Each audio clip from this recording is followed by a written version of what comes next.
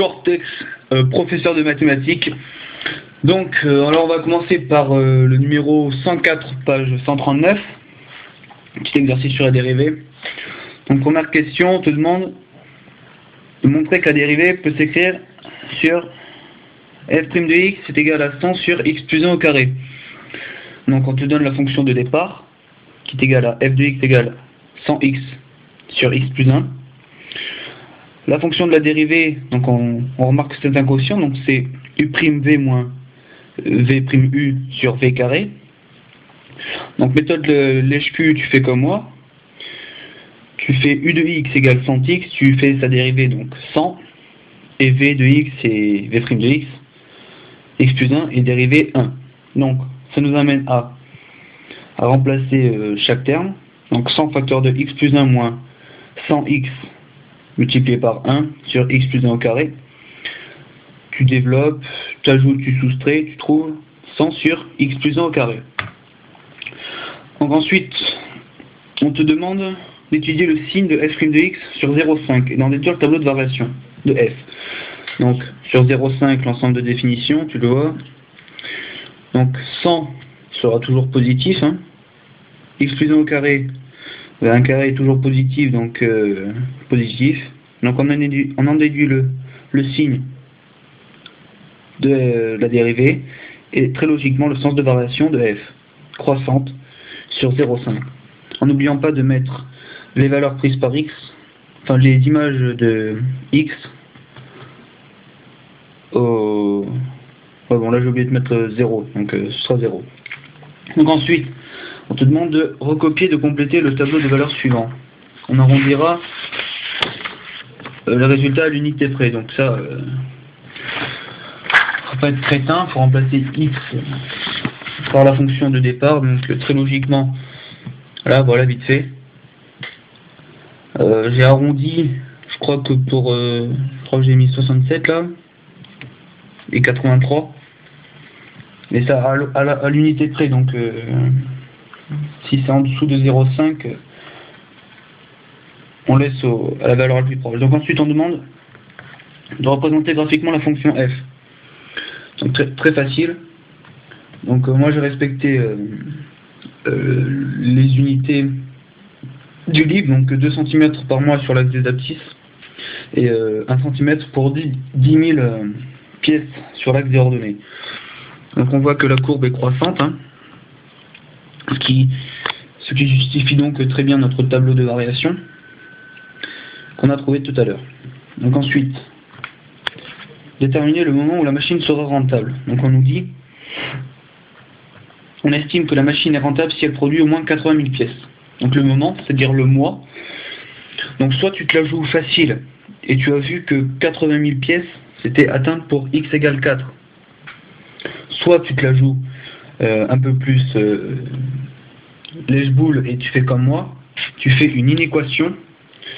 Alors tu as ta formule de départ et tu fais une inéquation qui fait supérieur à 80. Ensuite tu ramènes à 0, tu mets au même dénominateur. Ou ensuite tu développes. Tu fais attention au moins devant la parenthèse, hein, au moins qu'on retrouve là, donc ça fait moins 80, x moins 80, même si tu avais un plus là, donc tu fais attention.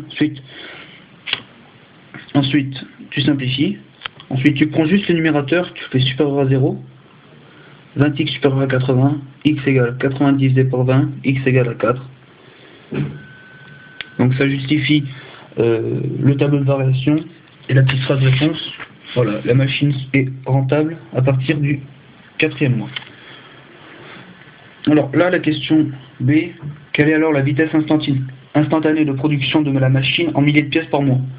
Cette question, je ne l'ai pas comprise. Hein. Je suis sûr que toi non plus, tu l'as pas comprise.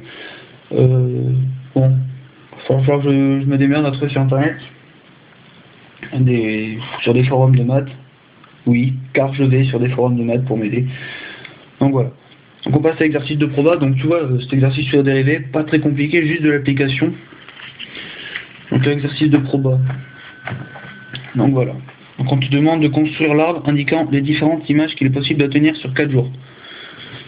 Donc bon, je l'ai pas terminé parce que voilà, je voulais gommer, mais bon. Donc l'arbre, voilà, donc tu as 1, 2, 3 et 4. Donc l'arbre, bon, il va falloir que je complète avec les probabilités sur chaque branche, mais ça c'est rapide. Donc combien de ces issues permettent d'obtenir les deux images?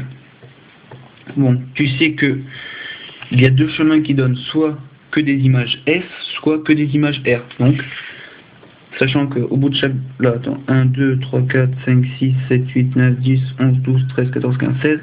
16, tu soustrais 2, car les chemins sont soit que des S, soit que des R. Et tu obtiens donc 14 chemins qui permettent d'obtenir les deux images. Donc ensuite, Samy souhaite obtenir deux images de chacun des joueurs pour pouvoir les échanger. Combien d'issues permettent d'obtenir cette répartition? Exprimer le résultat à l'aide d'un coefficient binomial. Donc on demande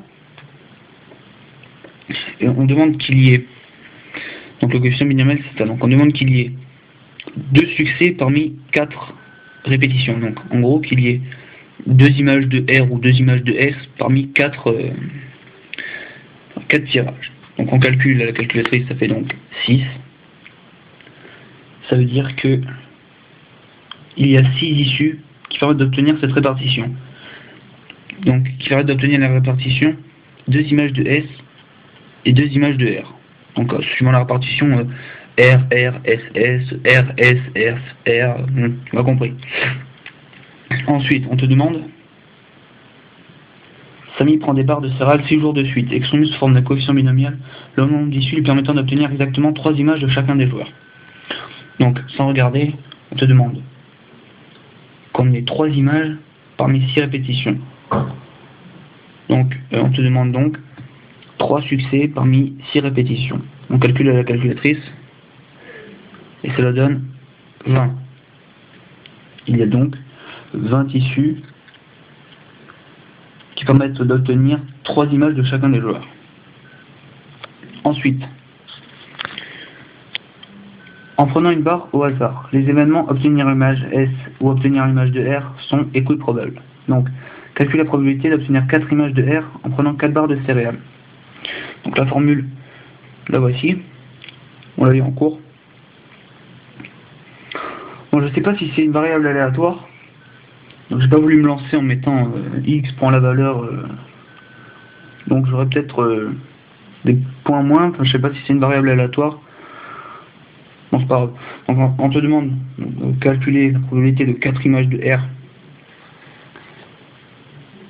en prenant 4 barres de céréales.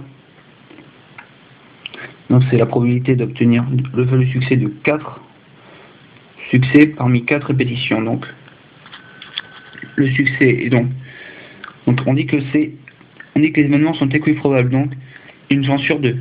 Donc la probabilité d'obtenir une image de R à la puissance 4, puisqu'on a 4 répétitions, multiplié par la probabilité d'obtenir l'image de S, qui est donc puissance 0. Donc 4, coefficient binomial, on a donc un seul chemin, ce qui nous donne 0,0625. Donc la probabilité d'obtenir 4 images de R en prenant 4 barres de céréales est de 0,0625. On fait donc la même chose pour obtenir 3 images de S et 3 images de R en prenant 6 barres de céréales. Donc ça revient à dire 3 succès parmi 6 répétitions multiplié par 0,5 puissance 3 multiplié par 0,5 puissance 3. Donc ça fait, donc il y a 20 chemins, ce qui nous donne 0,3125. La probabilité d'obtenir 3 images de R et 3 images de S en prenant 6 barres de céréales est de 0,3125.